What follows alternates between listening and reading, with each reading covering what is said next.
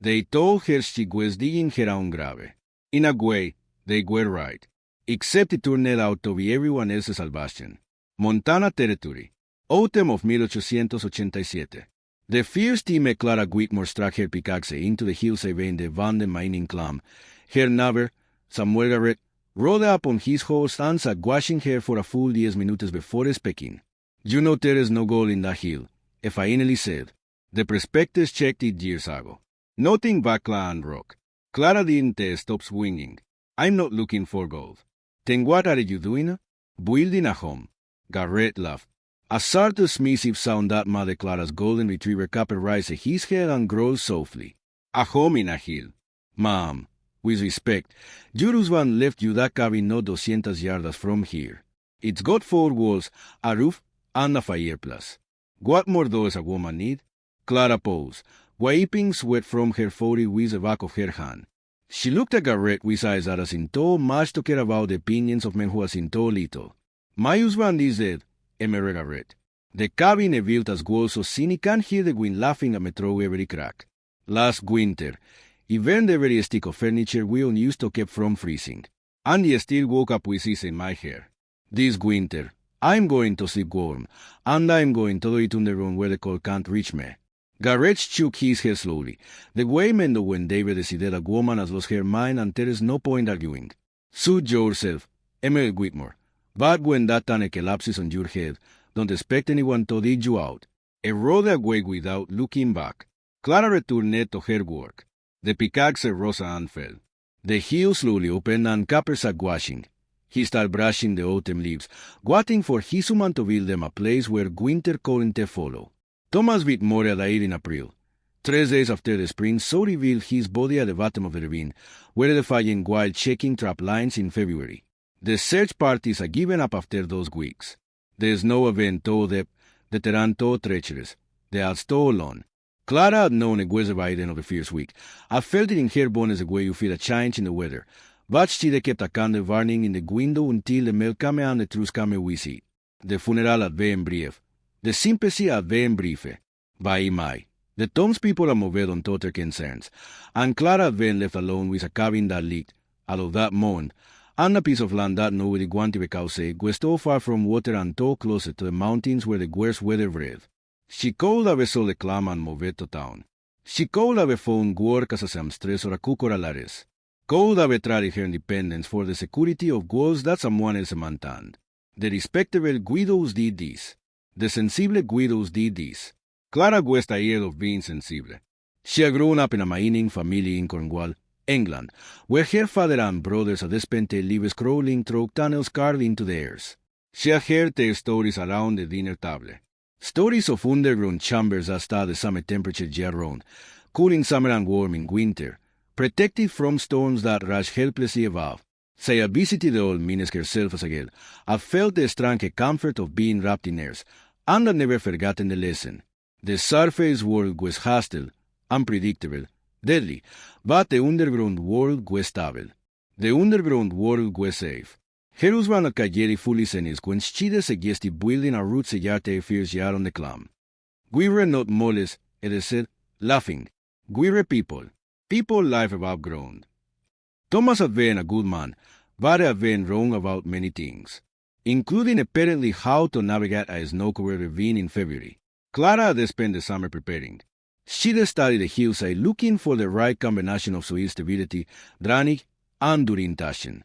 She read every book about mining and excavation that the Territorial Library possessed, all 3 of them. She talked to all prospectors in town, buying them drinks in exchange for advice about shoring and ventilation and the secrets of keeping a tunnel from becoming a tomb. And when the leaves began to turn, she started digging.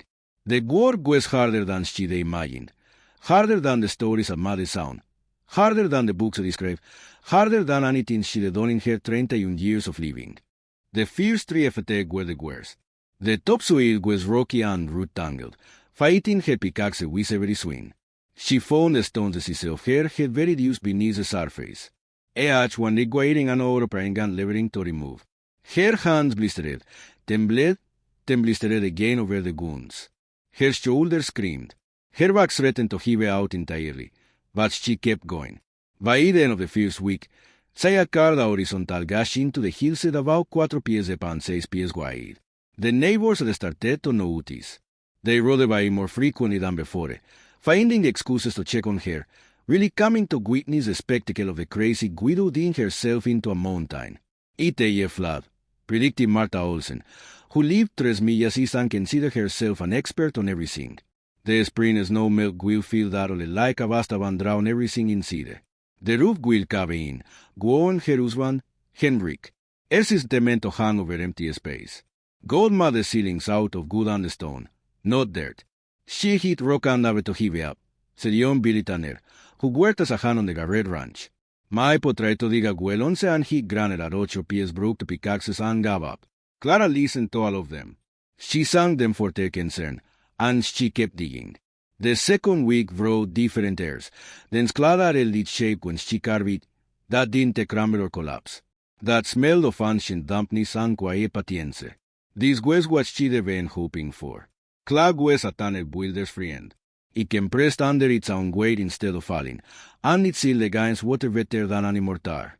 She began to shape the space more carefully now, not just excavating, but designing. The entrance tunnels she kept narrow, used wide enough for her shoulders, and just slightly upward from outside to inside so water could run out rather than pooling in the mine chamber. She started to widen, carving an oval space that could eventually be 12 pies deep, 10 pies wide, and 7 pies tall at the center. The story came next. She tried 3 months of butter next to the sawmill owner for a stack of pine logs, and she spent 4 days cutting them to length and fitting them into place. Vertical posts every 4 pies along the walls, horizontal beams across the ceiling, notched to look into the posts. The frame created a skeleton that could all eventually decide to settle. The work required precision science known cheapest. Each beam had to be cut to exactly the right length. Tall sort and need bowling to support anything. Tall on and need bowling to fit into place. She learned to measure twice and cut 11. To test fit every piece before committing to the final position. She learned the sound of good under stress. The crack that meant a beam was bearing weight properly and the groan that meant something was about to fall. She made mistakes. Of course, she made mistakes. She was learning as she went, teaching herself a trade that men spent years apprenticing to master. One of her early ceiling beams split along a hidden crack, dropping 6 pulgadas before the neighboring beams caught the load. She replaced it the same day, working until her arms shook and her vision blurred because a single weak point could bring down everything she built. But she learned from every mistake, and she didn't make the same one twice. Between the logs, she packed more clay mix we stole from the barn. This misture, she learned about it from a book about ancient buildings, good into a surface almost as hard as brick, stabilizing the walls and creating a smooth interior that could be easy to keep clean. By the 3rd week, Saya the tunnel. October brought the fierce frost, and with it, a change in the total attention. The Garrett Ranch lost 2 calves to an early cold snap. The animals freezing overnight in a pasture that soul have been safe for another month. The Olsen farm discovered their root cellar flooded, ratting out their winter vegetable stores. Young Billy Tanner's father, still working on that well, struck water at last, but the water was brackish and undrinkable, contaminated some underground mineral deposit that nobody had known existed. Meanwhile, Clara's tunnel remained dry, stable, and increasingly habitable.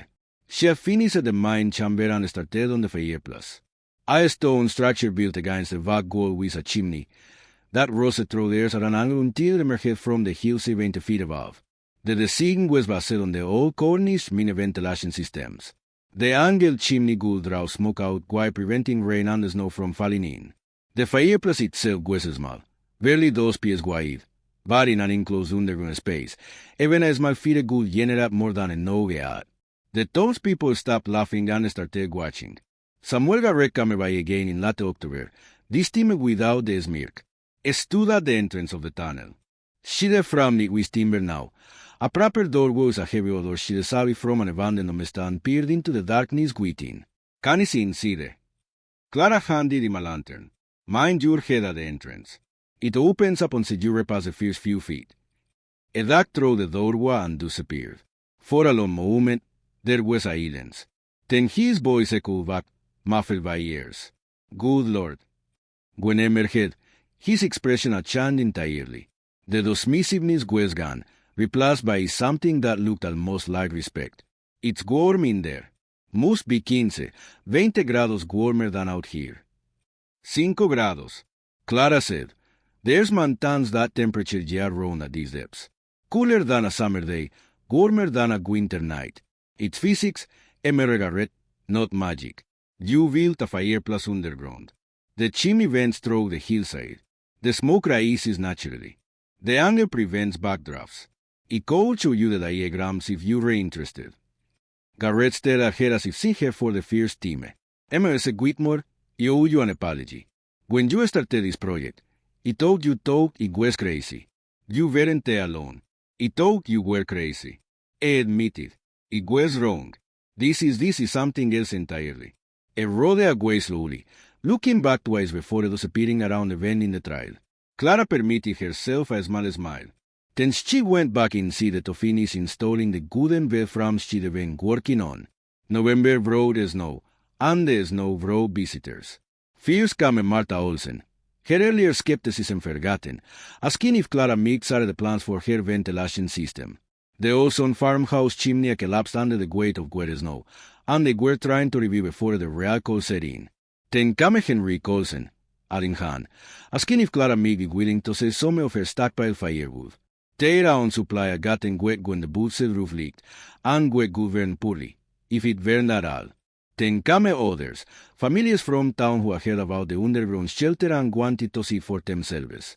Clara gave to us when say a time, explaining the principles of her installation and sermon mass to anyone who would listen. Most nodded politely and left confused. A few asked intelligent questions and started to learn. Through it all, she continued improving her home. She laid plank flooring over packed earth, creating a clean surface that would be easy to sweep. She built shelves into the walls for storage. She hung bundles of pine branches from the ceiling beams, partly for the freshen, partly because the resin was mild antiseptic and would help keep the air clean. She wove rags from scraps of fabric and placed them strategically around the chamber, adding color and warmth to the air and the space. Capper clamped his spot immediately, a warm blanket beside the fireplace, where cold watched both the flames and the tunnel entrance. It seemed to understand in the way the dogs sometimes understand that this place was special, that his human had built them something important. By December, the shelter was complete. Clara moved in on the winter solstice, the longest night of the year, and slept more peacefully than she had since Thomas died. The blizzard came on January 7, 1888. It would later become the schoolhouse blizzard, the children's blizzard, the storm that changed everything. It would kill hundreds of people across the northern territories, many of them children caught between school and home when the weather turned. It would freeze cattle pastures and travelers on roads and families in houses that couldn't tell what the cold. Clara experienced none of this directly. She experienced it as sound, a howling that seemed to come from everywhere at once. A freight train road that went on 4 hours and 10 days. She experienced it as pressure, the feeling of being wrapped in cotton while the world would see try to tear itself apart. She experienced it as warmth, steady and unchanging, while her thermometer saw the temperature outside plunging to 40 below zero. Say as a place for a month. Say a fire would stacked against one wall. She sent pine ano that burned clean and hot. Say water from a spring sheeted tapped at the back of the chamber, where ground water seeped through a crack in the rock and collected in a basin she carved for it. She food, preserved meat and vegetables, dried beans and flour, salt and sugar and coffee. Say a her dog, her blankets, her books, and absolutely no reason to venture outside until the storm passed. So, siding tea. She read by lantern light while the world ended above her. She cooked simple meals on the grates she installed over her fire pit. She talked to Capper about everything and nothing. The sound of her own voice a comfort against the howling that never stopped. She slept and woke and slept again, losing track of time in the unchanging lamplight of her underground world. On the third morning, she thought it was morning. She heard something that wasn't a wind pounding at her door. She grabbed the rifle Thomas had left her and approached cautiously. Was there? Please. A voice, sin desperate, barely audible through the oak. Please, we saw the smoke from your chimney. Please let us in. Clara opened the door onto a nightmare. Three figures two in the tunnel entrance, so covering is no one dice that they barely look to man. To adults, say reckon as them as the Hendersons. A family who live 4 miles north, and a child, maybe 6 or 7, clash between them. Vein them, the world was guite. A goal of bloom is no so then za Clara Conte si more than 5 toneladas pass her door frame. Get in, see the now. They stumble through and she slammed the door against the window tried to follow them. The temperature in the chamber dropped decimo in the seconds the door was open. She could feel the cold trying to push its way in. A living force that wanted guatzaya. The Hendersons collapsed on her floor, shaking so violently they couldn't speak. The child, their daughter Emma, was silent and still. And for a terrible moment, Clara thought she was dead. Then the heels eyes opened, focusing slowly on the fire, and she made a sound that was half sober and half moan. Alive. They were all alive. Clara worked quickly. Blanket first, then hot water from the kettle kept simmering. Then warm broth spooned into mouth to called tochusali forward. She stripped off their frozen outer clothes and replaced them with dry blankets, with quilts, with anything that good old against skin that had nearly forgotten what worms felt like. It took 6 hours before any of them could talk properly. Our house, Henderson whispered, her voice rose from cold and tears. The wind took the roof. You peel it off like paper. The walls started falling after that. We had to run. We saw your smoke, Emer Henderson added. His fingers were wet, the early stages of frostbite, but Clara thought they might recover she kept them warm and elevated. We didn't know where else to go. Everyone else is so far. We never could have made it. How did you know about this place? Everyone knows about the crazy widow who dug herself into a mountain. He tried to smile, but the expression faltered. Don't they seem so crazy now? Clara looked at her as my shelter, now crowded with 3 extra bodies and the cumulative terror of a night spent running through the apocalypse. No, she said quietly. I suppose it don't they? The Hendersons were the first, but not the last. Over the next 2 days, while the storm continued to rage, 5 more people found their way to Clara's door. Young Billy Tanner separated from a search party looking for lost cattle. An old prospector named Jenkins, who had been caught out in the open and followed the smoke signal of Clara's chimney for those miles through with the out conditions. A woman named Sarah Cross and her infant son, refugees from a farmhouse that had become a freezing death trap when the fire went out and burned their light. Clara's shelter, designed for one woman and her dog, el nine people by the time the storm finally broke. They slept in shifts, 3 or 4 at a time, on the bed and floor, while others at against the walls. They rationed food carefully, stretching Clara's supplies to feed everyone. They kept the fire burning constantly, the small chamber staying warm despite the impossible cold outside. They talked and prayed and told stories to keep the fire at bay. Little Emma Henderson stopped shaking by the second day, though she refused to let go of her mother's hand for even a moment. Billy Tanner, who was only 19 and had never been closer to her before, wept quiet in the corner when he thought no one was looking. The old prospector, Jenkins, told tales of winters they survived in the mountains, a Ash's story more harrowing than the last. Though Clara suspected it was exaggerating to give the others something to focus on besides their fare. Sarah Cross nursed her infant son in the warmest corner near the fireplace, singing softly to him in a language Clara didn't recognize. The baby, his name was Michael, seemed oblivious to the catastrophe, sleeping and eating and crying with the uncomplicated demands of a creature too young to understand that the world had nearly ended around him. Clara found herself thinking of Thomas during those long hours, wondering if he had been afraid when he fell, if he had known what was happening, if he had thought of hearing those final moments. She hoped then had been quick. She hoped and they suffered the weight as the people had suffered, struggling through miles of killing called with their whispering at their backs. She hoped wherever it was, a cause it what I had built, what I had become, and they survived. When the wind finally stopped on the morning of January 10, Clara opened her door onto a world transformed. The snow was drifting 15 pies in places, scattered into alien shapes by wind that had blown without pause for 3 days. The sky was clear and blue, almost obscenely cheerful after the darkness of the blizzard. The temperature had risen to merely bitter. The air below zero, practically vomit compared to the depths of the storm. One by one, her refugees emerged, blinking in the sunlight like creatures from another world. My God, whispered Emery Henderson, looking at the very landscape. How did anyone survive this? Many ante. Over the following weeks, as the community dug itself out and took stock of the damage, the dead toy mounted. Frozen bodies found in snowdrifts, collapsed houses with families still inside. Children who had tried to walk home from school and never arrived. The blizzard had killed more than 300 people across the territories, and the number might have been bigger if not for the random miracles that had saved some and condemned others. Clara's shelter was one of those miracles. The story spread quickly. The widow Whitmore, who had dug herself into a hillside while everyone laughed, had saved Nine lives during the worst storm in living memory. The newspapers picked it up. The territorial governor mentioned it in a speech about preparedness and pioneer resilience. Strangers started showing up at Clara's clan, wanting to see the underground shelter that had become famous. She turned most of them away, but she welcomed the ones who came to learn. That spring, Clara taught her first class in Territorio de Construcción. 17 students showed up, farmers, ranchers, townspeople who had lost homes or loved ones in the blizzard and were determined never to be that vulnerable again. Clara showed them everything. How to choose a site, how to evaluate soil stability, how to dig and shore and ventilate and waterproof. She demonstrated the fireplace design that kept her smoke from out and the worms flew in. She explained the physics of thermal mass and the engineering of underground drainage. By autumn, there were 8 new underground shelters in the valley. By the following spring, there were 20.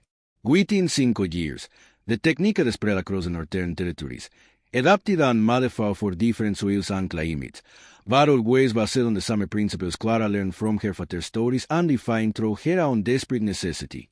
Some builders improved on her design. A Swedish immigrant named Lindqvist developed a better ventilation system that prevented moisture buildup in humid conditions. A former military engineer created standardized plans that even unexperienced builders could follow. A group of Blackfeet craftsmen combined Clara's underground principles with their own tradition and knowledge, creating hybrid structures that were better suited to the specific conditions of their homeland. Clara welcomed all of it. She visited the new shelters when she could, offering advice and encouragement, learning from the innovations that others had made. She collected the improvements and incorporated them into her teaching so that as new students benefited from the cumulative wisdom of everyone who had come before. Knowledge isn't like gold, she told her students. Gold gets smaller when you study it. Knowledge gets bigger. Every person who learns from me and teaches someone else makes the whole community stronger. She never charged for the teaching. She accepted donations when people offered firewood, food, labor on projects she couldn't complete alone. But the knowledge itself she gave away freely. It seemed wrong to profit from survival. Wrong to put a price on something that made man the difference between life and death for someone else's family. You could be rich, Samuel Garrett told her 11 years later when the underground shelters have become a common feature of the landscape, and Clara's name was known throughout the territory. You could have patented the design, charged licensing fees, built an empire. Clara was sitting at the entrance of her shelter, watching the sunset paint the mountains gold wild copper, all now, cry around the muesli, but still ill, though said at her feet, I'm already rich, she said. I have a home that keeps me warm. I have a work that matters. I have a dog who loves me and neighbors who respect me. What else does a woman need? Garrett had no answer for that. Clara Whitmore lived in her underground shelter for another 37 years until her death in the winter of 1924 at the age of 68. She died in her sleep in the bed she had built with her own hands in the room she had carved from a hillside while everyone told her she was crazy. Copper had died years before, had been buried in a small grave at the top of the hill, where the chimney smoke rose and dispersed into the mountain air. Clara had gotten other dogs since, had loved them, and lost them and loved them again. But Copper had been special. Copper had been there at the beginning. I'd watched her dig the first shovel full of dirt, had been the first to sleep warm in the shelter that could save so many lives. She was very beside him at her own request. The grave marker was simple. Clara Whitmore, 1856-1924. She died upon found worms. The shelter still stands today, maintained by the Historical Society as an example of pioneer ingenuity. Visitors can walk through the entrance tunnel, duck through the timber frame doorway, and stand in the oval chamber where 9 people survived the worst blizzard in territorial history. The fireplace still works. The spring still seeps through its crack in the rock. The air and walls still hold the steady 55 grados temperature that Clara discovered more than a century ago. The guides tell her story to every group that passes through. They explain the physics and the engineering, the history and the tragedy. The woman who was marked for digging the hole and ended up saving the community. But the part of the story that resonates most, the part that visitors remember long after they've forgotten the technical details, is simpler than physics or engineering. It's about a woman who lost everything and decided to build something new. A woman who faced an impossible winter and carved out a space where impossible didn't apply. A woman who listened to her own wisdom when everyone else's wisdom had failed. They told her she was digging her own grave. They told her she was crazy, foolish, wasting her time on a fantasy that would collapse around her. She kept digging anyway. And when the storm came, the storm that killed hundreds, that buried houses and froze cattle and turned the prairie into a frozen hell, she was warm. She was safe. She was alive. And so were the Nine people who found their way to her door, drawn by the smoke from a chimney that rose from a hillside. The only sign of life in a world that has surrendered to the cold. Some lessons take a long time to learn. Some people never learn them at all. But Clara knew. Clara had always known. The surface world is hostile, unpredictable, deadly. But dig deep enough and you find something else. You find worms. You find shelter. You find home. And you have todo is kept swinging.